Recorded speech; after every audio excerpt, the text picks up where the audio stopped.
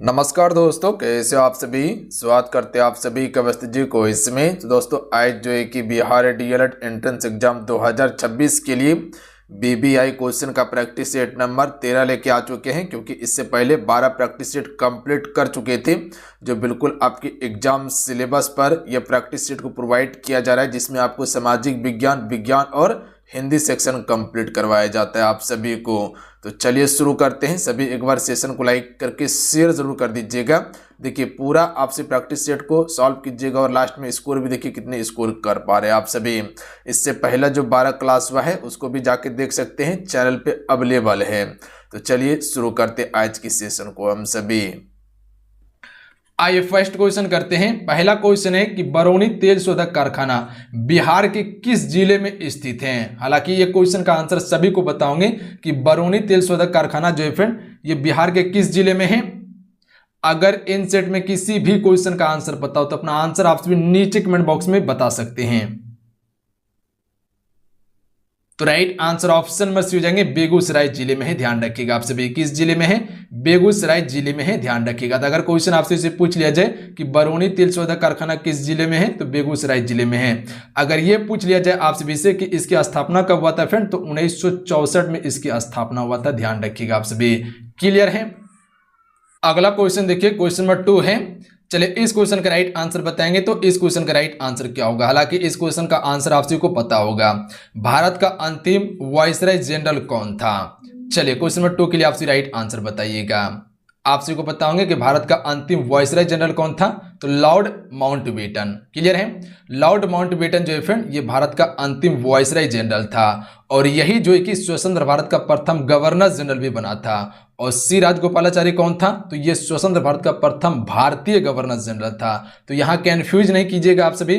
अगर ये पूछा जाए कि स्वतंत्र भारत का गवर्नर जनरल कौन था तो लॉर्ड माउंटबेटन। अगर ये क्वेश्चन पूछा जाए कि स्वतंत्र भारत का प्रथम भारतीय गवर्नर जनरल कौन था तो सी राजगोपालाचारी। यहीं से याद रखिएगा वायसराय से संबंधित क्वेश्चन पूछा गया है। अगर ये पूछ लिया जाए कि सबसे पहला वायसराय कौन था, प्रथम जो था वो कौन था तो लॉर्ड केनिंग था। ध्यान रखिएगा आप सभी। लॉर्ड केनिंग जो है फ्रेंड ये पहला वायसराय था। ध्यान रखिएगा। और यही जो है कि अंतिम गवर्नर जनरल भी था। ध्यान रखिएगा आप सभी। उसके बाद ये वायसराय के पद पर आया था। पर स्वतंत्र भारत की अगर बात किया जाए तब लॉर्ड माउंटबेटन होगा। तो यहां से ये 3-4 फैक्ट को जरूर याद रखिएगा। जो क्वेश्चन पूछ लिया जाता है और कंफ्यूज बच्चे होते हैं और क्वेश्चन गलती करते हैं तो आपको ऐसा बिल्कुल नहीं करना है। क्लियर है। अगला क्वेश्चन देख लीजिए। अगर क्वेश्चन करते हैं तो क्वेश्चन को पूरा क्लियर कर लीजिए तभी क्वेश्चन किया कीजिए। केसर का मुख्य उत्पादक राज्य केंद्र शासित प्रदेश कौन सा है। तो भारत में एक ही राज्य केंद्र शासित प्रदेश है जो कि केसर का उत्पादन करता है, वो है जम्मू कश्मीर। ध्यान रखिएगा। जम्मू कश्मीर क्या है, अभी राज्य नहीं है, क्या है, ये केंद्र शासित प्रदेश है। पहले ये राज्य था, अभी केंद्र शासित प्रदेश है, जो कि एक लद्दाख और एक आपका जम्मू कश्मीर है। ध्यान रखिएगा आप सभी। तो केसर का सबसे अधिक उत्पादन करने वाला राज्य एकमात्र कौन सा है, जम्मू कश्मीर है। अगर क्वेश्चन ये पूछ लिया जाए फ्रेंड आप सभी से कि दलहन का सबसे अधिक उत्पादन किस राज्य में होता है तो मध्य प्रदेश में होता है। ध्यान रखिएगा। चावल का सबसे अधिक उत्पादन कहां पे होता है, पश्चिम बंगाल में होता है। तो इतना सा फैक्ट जरूर याद रखिएगा। सोयाबीन का सबसे अधिक उत्पादन वो भी मध्य प्रदेश में ही होता है।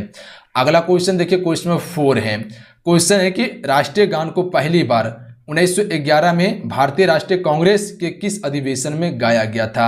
देखिए फ्रेंड अब की बार जो वैकेंसी आई हुई है, बम्पर पदों पर वैकेंसी है, तो अब की बार क्या करना है, आपको शपथ लेना है कि एक सीट पक्का करना है। जो वर्दी का सपना देखे वो उसे पूरा करना है, चाहे जो भी करना पड़े। तो इसके लिए क्या करना है, आज से शपथ लीजिए और मेरे साथ पर डे आपसे जुड़िए। ये क्लास आपको 10 बजे AM में यानी कि 10 बजे सुबह में आपको पर डे ये प्रोवाइड कर दिया जाएगा, जो बिल्कुल आपके एग्जाम पैटर्न पर रहने वाला है। और जल्दी जो है कि आप सभी के लिए जो है कि रूटीन भी ला देंगे कि क्या चीज आगे आपको पढ़ना है ताकि आपका तैयारी बेहतर हो सके। तो चैनल को सब्सक्राइब करके घंटी को जरूर प्रेस कर लीजिएगा आप सभी।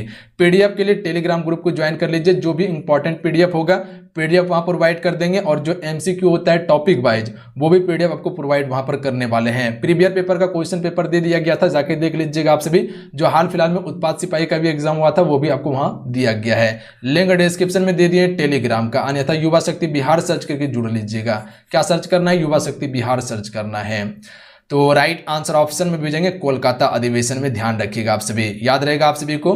कोलकाता अधिवेशन में पहली बार जो कि फ्रेंड राष्ट्रीय गान गाया गया था 1911 में? आप सभी कमेंट करके बताइएगा कि राष्ट्रीय गान क्या है भारत का। चलिए फटाफट बताइएगा आप सभी, इतना सा तो पता होना चाहिए। अगर यही क्वेश्चन आपसे से पूछ लिया जाए कि दिल्ली दरबार का आयोजन कब हुआ था, तो ये 1911 में ही दिल्ली दरबार का आयोजन हुआ था। उस समय का वायसराय कौन था, तो लॉर्ड हार्डिंग द्वितीय था। ध्यान रखिएगा आप सभी, याद रहेगा आप सभी को। अगला क्वेश्चन देखिए, क्वेश्चन 5 है। क्वेश्चन है कि संयुक्त राष्ट्र दिवस कब मनाया जाता है? कई बार क्वेश्चन ये पूछा गया है। संयुक्त राष्ट्र दिवस जो मनाया जाता है हर एक वर्ष 24 अक्टूबर को, ध्यान रखिएगा आप सभी, हर एक वर्ष 24 अक्टूबर को संयुक्त राष्ट्र दिवस मनाया जाता है। अगर यही क्वेश्चन पूछ लिया जाए कि संयुक्त राष्ट्र की स्थापना कब हुई थी, तो 1945 में इसकी स्थापना हुई थी, 24 अक्टूबर 1945 को, और हर एक वर्ष 24 अक्टूबर को संयुक्त राष्ट्र दिवस मनाया जाता है। तो इतना सा जरूर याद रखिएगा। अगर आपसे से क्वेश्चन पूछ लिया जाए कि विश्व पर्यावरण दिवस कब मनाया जाता है, तो अभी हाल फिलहाल में मनाया गया है 5 जून को, हर एक वर्ष विश्व पर्यावरण दिवस मनाया जाता है। इतना सा क्लियर है। अगला क्वेश्चन देखिए, आपसे बताना चाहते हैं बिहार डीएलएड प्रवेश परीक्षा 2026 के लिए एप्लीकेशन पे न्यू कोर्सेस लॉन्च कर दिया गया है, जो बिल्कुल न्यू कोर्स है। देखिए इस कोर्स में आप सभी को मिलेगा क्या क्या, तो इसमें आपको टॉपिक वाइज थ्योरी क्लास मिलेगा, प्लस में आप सभी को ऑल सब्जेक्ट का ई बुक दिया जाएगा, उसके बाद इंपॉर्टेंट नोट्स दिया जाएगा जिस टॉपिक से प्रश्न पूछा गया था पिछले बार, उसके बाद इंपॉर्टेंट पीडीएफ दिया जाएगा जिससे डायरेक्ट आपका हुबहू प्रश्न आ जाए। तो ये तमाम चीज जो है कि इस कोर्स में आपको हम अवेलेबल करवाएंगे। अगर 100% आप सभी को सफलता चाहिए 2026 में और सरकारी कॉलेज का सपना देखे हैं, तो आज ही आप सभी इस कोर्स को ज्वाइन करके मिशन मोड में तैयारी में लग जाइए। देखिए ज्वाइन कैसे करना है, एप्लीकेशन का लिंक डिस्क्रिप्शन में और कमेंट बॉक्स में हम पिन कर दिए हैं। यही एप्लीकेशन आप सभी को डाउनलोड करना है, सक्सेस योद्धा। ये युवा शक्ति जेके कोच का ही एप्लीकेशन है। ये एप्लीकेशन आपको प्ले स्टोर पे मिल जाएगा, वहां से जाके आप सभी डाउनलोड करके उसके बाद रजिस्ट्रेशन कर लीजिएगा, आईडी पासवर्ड बना के उसके बाद लॉगिन कर लीजिएगा। और ज्वाइन कैसे करना है इसका प्रॉपर वीडियो बना हुआ है, उस वीडियो को देख के आपसे ज्वाइन कर लीजिएगा, आसानी होगा ज्वाइन करने में। अगला क्वेश्चन देख लीजिएगा, किसकी कमी के कारण जो है कि फल जो है कि चटकता या फटता है? बोरॉन की कमी के कारण। ध्यान रखिएगा आप सभी, बोरॉन की कमी के कारण जो है कि फल क्या होता है, चटकता है या फटता है। Option number B correct answer होगा। अगला क्वेश्चन देख लीजिएगा, पादपों में लचीलापन डैश नामक उत्तक के कारण होता है। जो पादप में आप लचीलापन जो देखते हैं ये किस उत्तक के कारण होता है? कोलेन कैमा के कारण होता है। सी राइट आंसर होगा। ध्यान रखिएगा आप सभी, किसके कारण होता है जी? कोलेन कैमा के कारण जो है कि लचीलापन आपको देखने के लिए मिलता है। याद रखिएगा आप सभी, सी करेक्ट आंसर होगा। अगला क्वेश्चन देख लीजिएगा, क्वेश्चन है कि पौधे में जाइलम परिवहन के लिए जिम्मेदार होता है। यहाँ पर जाइलम की बात किया गया है, तो एक जाइलम एक फ्लोएम होता है। तो जाइलम का काम होता है पानी का परिवहन करना, ध्यान रखिएगा, यानी कि जल का परिवहन करना होता है। जबकि भोजन का काम क्या होता है, तो भोजन जो फ्लोएम होता है वो भोजन का परिवहन करता है। ध्यान रखिएगा आप सभी, याद रहेगा आप सभी को। भोजन क्या करता है, पत्ती से निर्माण होता है, उसके बाद पूरा वृक्ष में फैलाने का काम किसका होता है? फ्लोएम का। जबकि जाइलम का काम क्या होता है कि जड़ से यानी कि जमीन के अंदर से पानी को लेना, उसके बाद जो है कि पत्ती तक पहुंचाना, ये जाइलम का काम होता है। अगला क्वेश्चन देख लीजिएगा, निम्नलिखित में से कौन सा तत्व मेंडलीव की आवर्त सारणी का अंतिम तत्व था? मेंडलीव की आवर्त सारणी का अंतिम तत्व की बात किया गया है। राइट आंसर ऑप्शन में हो जाएगा यूरेनियम। ध्यान रखिएगा आप सभी, अगर क्वेश्चन आपसे से पूछ लिया जाए कि कौन सा तत्व मेंडलीव के आवर्त सारणी का अंतिम तत्व था, तो यूरेनियम था। ध्यान रखेंगे आप सभी, सी बिल्कुल करेक्ट आंसर हो जाएगा। अच्छा, अगर क्वेश्चन पूछा जाए कि यूरेनियम का जो है आवर्त सारणी में क्रम कितना था, तो ध्यान रखिएगा ये 63वां तत्व था। अगला क्वेश्चन देख लीजिएगा, क्वेश्चन नंबर 10 है कि एक कोशिका दो समान अनुजात कोशिकाओं में विभाजित होने की क्षमता को डैश कहा जाता है? तो इसे द्विविभाजन के नाम से जानते हैं। क्या कहा जाता है? इसे द्विविभाजन के नाम से जानते हैं। याद रखिएगा आप सभी, ऑप्शन नंबर सी बिल्कुल करेक्ट आंसर होगा। क्वेश्चन क्या कहा गया है कि एक कोशिका की दो समान अनुजात कोशिकाओं में विभाजन होने की क्षमता को हम सभी क्या कहते हैं? द्विविभाजन कहा जाता है या द्विविभाजन कहा जाता है। अगला क्वेश्चन है कि गेजला बेनेट्टी जो है डैश का एक वैज्ञानिक नाम है।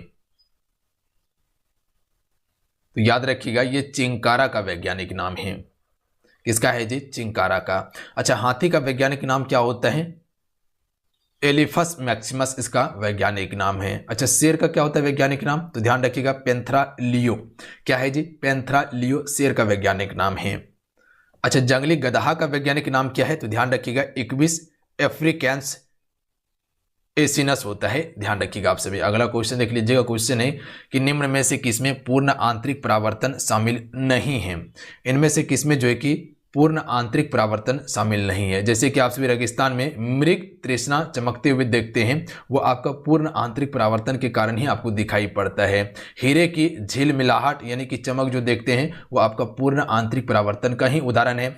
ऑप्टिकल फाइबर में प्रकाश किरणों का जो संचरण होता है वो भी आपका पूर्ण आंतरिक परावर्तन का ही उदाहरण है, जबकि आपका कैलिडोस्कोप जो होता है ये पूर्ण आंतरिक परावर्तन का उदाहरण नहीं है। ध्यान रखिएगा, ऑप्शन में बी बिल्कुल करेक्ट आंसर हो जाएगा। अगला क्वेश्चन देख लीजिएगा। क्वेश्चन है कि प्रकाश एक अनुप्रस्थ तरंग है, यह सिद्धांत करने वाला एकमात्र घटना कौन सी है? इनमें से कौन सी एक घटना है जो यह बताता है कि प्रकाश एक अनुप्रस्थ तरंग है? तो ध्रुवीकरण की घटना है। ध्यान रखिएगा, ऑप्शन नंबर क्या हो जाएगा? डी करेक्ट आंसर हो जाएगा। तो डी यहाँ पर सी में दिया हुआ है, तो डायरेक्ट यही याद रखिए ना कि ध्रुवीकरण ये बताता है कि प्रकाश क्या है? एक अनुप्रस्थ तरंग है। अगला है मानव रीढ़ हड्डी स्तंभ में कितनी हड्डी होती है? इसे आप सभी स्टार मार के याद रखिएगा। क्या कहा गया है कि मानव रीढ़ हड्डी के स्तंभ में कितनी हड्डी होती है? तो ध्यान रखिएगा कुल 33 हड्डी होती है। कितनी हड्डी होती है जी? 33 हड्डी होती है। ध्यान रखिएगा आप सभी। यहाँ पर रीढ़ की बात किया गया, जो पीछे आप सभी मानव के शरीर में देखते हैं वो रीढ़ की हड्डी है। अगला है निम्न में से कौन सा जल जनित रोग का एक उदाहरण है? जल जनित रोग की बात किया गया है। अतिसार, याद रखिएगा सी करेक्ट आंसर हो जाएगा। अतिसार रोग जो है ये आपका जल जनित रोग है। ध्यान रखिएगा, जो कि सूक्ष्म जीव के कारण ही ये बीमारी उत्पन्न होता है। अगला है दिए गए वाक्य में सर्वनाम ज्ञात कीजिए, यह वही पुस्तक है जो मुझे नहीं मिल रही थी। यहीं से याद रखिएगा विशेषण का जो है कि फ्रेंड 4 भेद होता है विशेषण का। याद रखिएगा आप सभी, कितना भेद? 4 भेद होता है विशेषण का। और सर्वनाम का कितना भेद होता है? तो इसका 6 भेद होता है सर्वनाम का। ध्यान रखिएगा आप सभी, सर्वनाम का 6 भेद होता है। दिए गए वाक्य सर्वनाम ज्ञात कीजिए, यह वही पुस्तक है जो मुझे नहीं मिल रही थी। तो इसमें कौन सा सर्वनाम हो जाएगा? तो यहाँ पर देखिएगा तो संबंध की बात किया जा रहा है कि यह वही पुस्तक है जो मुझे नहीं मिल रही थी, यानी कि यहाँ पर संबंध डायरेक्ट आपको देखने के लिए मिल रहा है। तो option number D correct answer हो जाएगा, संबंधवाचक सर्वनाम हो जाएगा। याद रखिएगा आप सभी, यह जो है यह वही पुस्तक है जो मुझे नहीं मिल रही है। तो डायरेक्ट यहां संबंध की बात किया गया है। यह मेरा घर है, संबंधवाचक सर्वनाम है। या कह सकते कि ये काली गाय जो है कि मेरी है, यानी कि यहां पर भी संबंधवाचक है। किस शब्द में करण तत्पुरुष समास है? देखिए तत्पुरुष समास की बात किया जाए तो इसका स्पेशल जो है कि एक 6 भेद होता है तत्पुरुष समास का। याद रखिएगा आप सभी, कितना? 6 भेद होता है तत्पुरुष समास का। जितने भी आपका कारक चिन्ह है वो तत्पुरुष समास को विभाजित करता है। याद रखिएगा आप सभी, जैसे कि कह सकते कि करण तत्पुरुष की बात किया गया है तो करण के लिए क्या है? से है और के द्वारा है। से है और के द्वारा है, के द्वारा है। तो देखिए ऑप्शन में बी करेक्ट आंसर हो जाएगा, गुण से युक्त या गुण के द्वारा युक्त। इसको अगर समास विग्रह करके देखिएगा तो गुण से युक्त। याद रखिएगा आप सभी, इसमें ऑप्शन में बी करेक्ट आंसर होगा। इसमें क्या होगा? आपको समास विग्रह करके देखना होगा। अगला है अष्टाध्यायी शब्द में कौन सा समास है?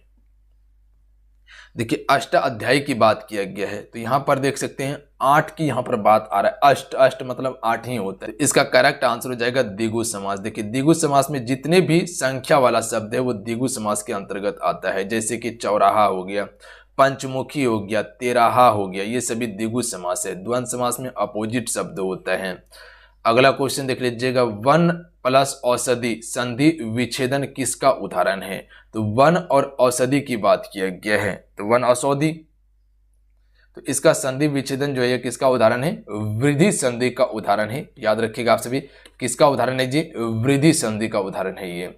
अगला क्वेश्चन देख लीजिए, क्वेश्चन में 20 है कि निर्देश दिए गए मुहावरे एवं लोकोक्ति का सही विकल्प छांटिए। देखिए भूले दुख की याद दिलाना, इसका अर्थ क्या होता है? भूले दुख की याद दिलाना, यानी कह सकते हैं कि जो जख्म पूरा हो चुका था, खत्म हो चुका था, उसको फिर से खोट के क्या करना, ताजा कर देना, यही है ना इसका अर्थ। तो इसमें ऑप्शन में डी करेक्ट आंसर हो जाएगा। इनमें से कोई नहीं होगा, ध्यान रखिएगा। अल्प समय के लिए लाभ नहीं होगा, बहुत कंजूस होना नहीं होगा, अपराधी सदा शंकित रहता है, ये भी नहीं होगा, ध्यान रखिएगा आप सभी। अगला क्वेश्चन देख लीजिए। क्वेश्चन में 21 के निर्देश दिए गए प्रश्न में मुहावरे एवं लोकोक्ति का सही विकल्प छांटिए। चूना लगाना मुहावरे का अर्थ क्या होगा? चूना लगाना यानी कि क्या हो जाएगा, धोखा देना हो जाएगा, डी करेक्ट आंसर होगा। अगला क्वेश्चन देखिए 22 नंबर है कि नेताजी भाषण देते हैं, यह वाक्य किस काल में है? तो नेताजी क्या कर रहा है, भाषण देते हैं, यानी कि अभी भाषण दे ही रहा है, तो ये वर्तमान काल हो जाएगा, क्योंकि भाषण अभी दे रहा है, ना दिया हुआ है और ना देने वाला है, तो दे ही रहा है, तो ये वर्तमान काल हो जाएगा। अगला है देवनागरी अंक कितने होते हैं? तो देखिए देवनागरी अंक की बात किया गया है। देखिए हिंदी को जो हम सभी लिखते हैं वो देवनागरी लिपि में लिखते हैं, पता है आप सभी को, और इसमें 10 अंक है, ध्यान रखिएगा आप सभी। तो याद रखिएगा, अगर क्वेश्चन पूछा जाए कि देवनागरी में कितने अंक हैं, 10 अंक हैं। अगला है शेखर एक जीवनी किसका प्रसिद्ध उपन्यास है?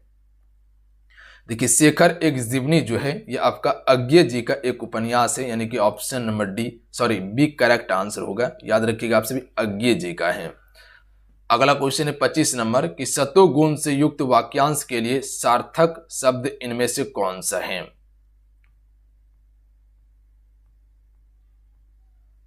सात्विक इसका बिल्कुल करेक्ट आंसर होगा, याद रखिएगा आप सभी, सात्विक। आइए थोड़ा सा अलंकार का क्वेश्चन देख लेते हैं, जो कि क्वेश्चन पूछा जाता है अलंकार से। देखिए क्वेश्चन है कि जय जय भारत भूमि भवानी, अमरों ने भी तेरी महिमा बारंबार बखाने, इसमें कौन सा अलंकार है? तो इसमें अनुप्रास अलंकार है। अब देखिए अनुप्रास अलंकार को आप पहचानिएगा कैसे, तो आपको बताया कि अगर एक ही वर्ण की आवृत्ति बार बार हो वहां पर अनुप्रास अलंकार होता है। जैसे कि यहाँ पर ज देखिए, ज हो गया, वहीं पर देखिएगा भ, उसके बाद देखिएगा यहाँ पर माँ का आवृत्ति हुआ है, यहाँ पर भी माँ का आवृत्ति हुआ है, ब का आवृत्ति हुआ है ना, बिल्कुल हुआ है, तो यहाँ पर अनुप्रास अलंकार होगा। याद रहेगा आप सभी को। इस क्वेश्चन को नोट कीजिएगा आप सभी कि पूत कपूत तो काहे धन संचय, और पुत सपूत है तो फिर काहे धन संचय, इसमें कौन सा अलंकार है? लाटा अनुप्रास अलंकार है। देखिए कहा जा रहा है कि अगर पुत कपूत हो चुका है, यानी कि कह सकते हैं कि अगर पुत्र आपका खराब हो चुका है, अगर उसके लिए आप धन जोग के रखते हैं तो वो कहीं ना कहीं आपका जुआ हो गया, सट्टा हो गया, उसमें आपका धन बर्बाद कर देगा। अगर वही कहा जा रहा है कि आगे अगर पुत्र आपका सपूत हो गया है, यानी कि पुत्र अच्छा है, तब फिर भी आपको धन जोग के कोई फायदा नहीं है। अगर पुत्र आपका दिमाग से तेज है, अच्छा है, तो निश्चित है कि वो धन कमा ही लेगा, आपको जोग कर रखना कोई अर्थ नहीं बनता है। तो ध्यान रखिएगा आप सभी, इसमें कौन सा अलंकार है? लाटा अनुप्रास अलंकार है। इसको आप सभी पहचानिएगा कैसे, तो नोट कर लीजिएगा, पहचान में लिख लीजिएगा कि जब किसी वाक्य या उपवाक्य, जब किसी वाक्य या उपवाक्य आवृत्ति उसी अर्थ में होती है, जब किसी वाक्य या उपवाक्य की आवृत्ति उसी अर्थ में होती है किंतु मूल रूप में अंतर होता है, तो वहां पर क्या होता है? लाटा अनुप्रास अलंकार होता है। ध्यान रखिएगा आप सभी। जैसे कि यहाँ पर देखिएगा पुत कपूत तो काहे धन संचय, इसका अर्थ क्या है? अलग है, और पुत सपूत तो काहे धन संचय, इसका भी अर्थ अलग है। और दोनों को यहाँ पर देखिएगा, तो यहाँ पर देखिएगा तो दोनों वाक्य क्या है? एक ही वाक्य है, काहे धन संचय और काहे धन संचय, पर पुत कपूत इसका अर्थ अलग है और पुत सपूत इसका अर्थ अलग है। ध्यान रखिएगा आप सभी। तो आपको पहचान करने का तरीका बता दिए, इसको नोट कीजिएगा आप सभी। अगला क्वेश्चन देखिए, दीनाथ था थे दीनानाथ डूबते, सुधेनु आते गृह गवाल बाले थे, इसमें कौन सा अलंकार है? तो श्रित्या अनुप्रास अलंकार है। अब इसको कैसे पहचानिएगा? तो इसको पहचानने का एक तरीका है, अगर आपको किसी भी अलंकार में ता हो गया, उसके बाद था हो गया, उसके बाद दा हो गया, उसके बाद धा हो गया, उसके बाद आप ना, अगर ये आपको देखने के लिए कहीं मिल जाए तो समझ लीजिए वहां पर श्रुत्या अनुप्रास अलंकार होगा। जैसे कि यहाँ पर देख सकते हैं कि था है, थे है ना, बिल्कुल है, आते यहाँ पर देख लीजिएगा, बिल्कुल, तो ये क्या हो जाएगा? श्रुत्या अनुप्रास अलंकार होगा। यहाँ पर भी ता देखने के लिए मिल जाए तो यहाँ पर याद रखिएगा ता, था, दा, धा, नो, ये अगर आपको देखने के लिए मिल जाए तो याद रखिएगा श्रुत्या अनुप्रास अलंकार होगा। याद रहेगा। उसके बाद है पानी गए ना उभरे मोती मानुष चून, इसमें कौन सा अलंकार है? देखिए पानी गए ना उभरे मोती मानुष चून, अगर पानी चल जाता है तो समझ लीजिए ना मोती रहेगा, ना मोती का कोई गुण रहेगा, ना मनुष्य का कोई गुण रहेगा, और ना चूना का कोई गुण रहेगा। चून का अर्थ होता है चूना। इसमें कौन सा अलंकार है? श्लेष अलंकार है, ध्यान रखिएगा। अब श्लेष अलंकार को पहचानिएगा कैसे, इसको नोट कर लीजिएगा। याद रखिएगा, जब कोई शब्द एक ही बार प्रयोग आए, क्या बताएं, जब कोई शब्द एक ही बार प्रयोग आए किंतु प्रसंग के अनुसार उसके दो या दो से अधिक अर्थ हो, वहां पर श्लेष अलंकार होता है। दो या दो से अधिक अर्थ हो, वहां पर श्लेष अलंकार होता है। यहां पे देखिएगा पानी दिया हुआ है, तो पानी जो है किसके किसी लिए प्रयोग हुआ है? मोती के लिए, मनुष्य के लिए और चूना के लिए प्रयोग हुआ, यानी कि चून के लिए। अगर किसी भी मोती का अगर रंग चल जाता है तो उसका कोई वैल्यू नहीं रहेगा, ध्यान रखिएगा। तो इसका अर्थ क्या हो जाएगा? तो चमक, ध्यान रखिएगा, पानी का अर्थ हो जाएगा चमक, जो कि मोती के लिए प्रयोग किया गया है। वही पानी अगर मनुष्य का चल जाता है, यानी कि मनुष्य का अगर इज्जत चल जाता है, यानी कि कह सकते हैं कि सम्मान अगर चल जाता है, तो मनुष्य का भी कोई अर्थ नहीं रह जाता है, ध्यान रखिएगा। तो ये पानी का अर्थ किसके लिए? मनुष्य के लिए, जो कि मनुष्य के लिए सम्मान्य है। वहीं पर अगर चूना की बात किया जाए तो चूना के लिए जो प्रयोग हुआ है पानी, तो इसका अर्थ क्या हुआ है? जल, ध्यान रखिएगा आप सभी। जल, अगर जब तक हम चूना में जल नहीं मिलाएंगे तो चूना कोई काम का नहीं है, ना निपने का काम आएगा, ना चूना खाने का काम आएगा, ध्यान रखिएगा आप सभी। तो याद रहेगा आप सभी को, याद रहेगा आप सभी को, बिल्कुल। अगला क्वेश्चन देख लीजिएगा। अगला क्वेश्चन है कि सुबरन को खोजत फिरत कभी अभिचारी चोर। इसमें कौन सा अलंकार है? तो इसमें भी श्लेष अलंकार है, ध्यान रखिएगा आप सभी। तो क्या बताए श्लेष अलंकार में कि जब कोई शब्द एक ही बार प्रयोग आए किंतु प्रसंग के अनुसार उसके दो या दो से अधिक शब्द हो, वहां पर श्लेष अलंकार होता है। जैसे कि हम सभी कह सकते हैं कि यहाँ पर सुबरन दिया हुआ है और यहाँ पर देखिएगा कवि है, अभिचारी चोर की बात यहाँ पर किया गया है। अभिचारी भी है और चोर भी है, यानी कि तीन शब्द यहाँ पर दिया हुआ है, ध्यान रखिएगा। कवि के लिए, अभिचारी के लिए और चोर के लिए तीन शब्द दिया हुआ है सुबरन। तो सुबरन का अर्थ क्या होता है? सोना भी होता है, अनकार्तिक शब्द है, ध्यान रखिएगा आप सभी। इसका अर्थ सोना भी होता है।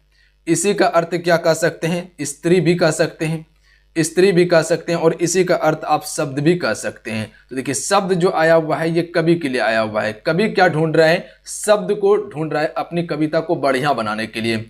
स्त्री को कौन ढूंढ रहा है? अभिचारी ढूंढ रहा है, यानी कि जो भोग विलास में रहता है वो स्त्री, सुंदर स्त्री को ढूंढ रहा है। और वही सोना किसके लिए है? तो चोर के लिए। तो चोर क्या ढूंढ रहा है? सोना को ढूंढ रहा है, ध्यान रखिएगा आप सभी।